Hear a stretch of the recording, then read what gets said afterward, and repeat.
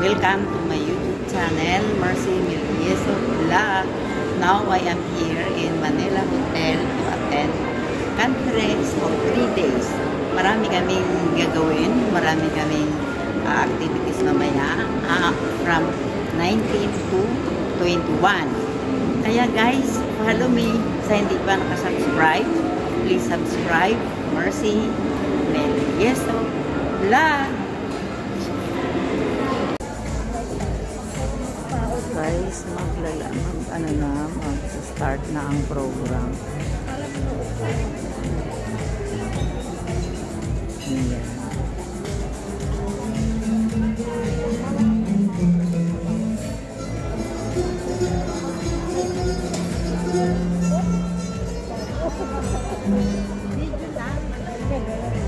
Wala yung front mo, yung sa unang page.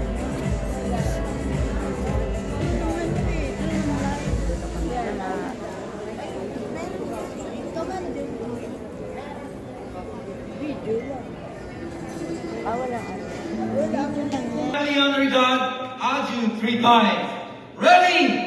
1, family honor God, Aju, Aju, Aju. Okay, thank you so much, Dr. Laplan, for leading us in a wonderful cheer. Okay, thank you so much. Professor Dr. Usas, a renowned researcher and professor from the Polytechnic University of the Philippines.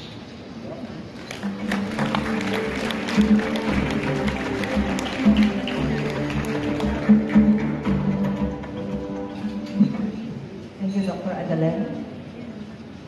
A pleasant morning to everyone. I am deeply honored to be sharing to you this morning the experience of Project FORT, or the formation of teachers in challenged areas in the Philippines. This is an Erasmus Plus funded program by the European Commission. I know that in my short stint here on the stage will not be enough to completely elaborate the journey of Project FORT, which began in 2019 and came to fruition in 2023. We know that parents always want the best for their children. Sending children to school under the care of a teacher who is a loco parentis, or a second parent, is a tangible manifestation of trust. Common among teachers is their nurturing and caring spirit. Good morning.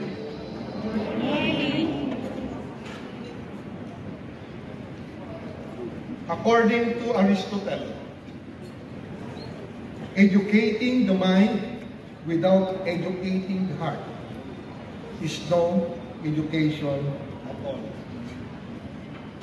In a world driven by artificial intelligence, social media, uncertainty, conflict, and war, a world where a single internet hacker can devastate an entire country's economy, and where there is so much education and intelligence.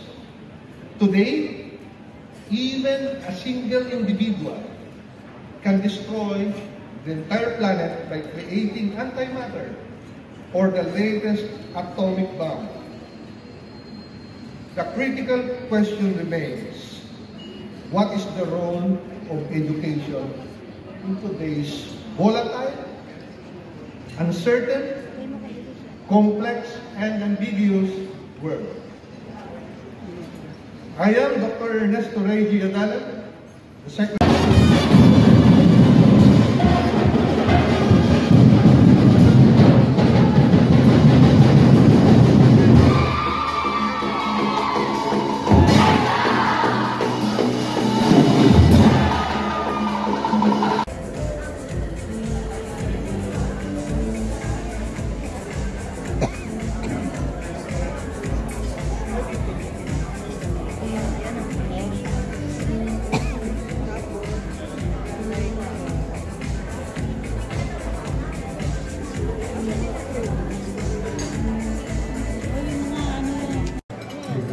Ulam namin, lunch namin. And fostering a climate of harmony, understanding, and cooperation among faithful. The land aims to unite a spirit of empowerment within families to become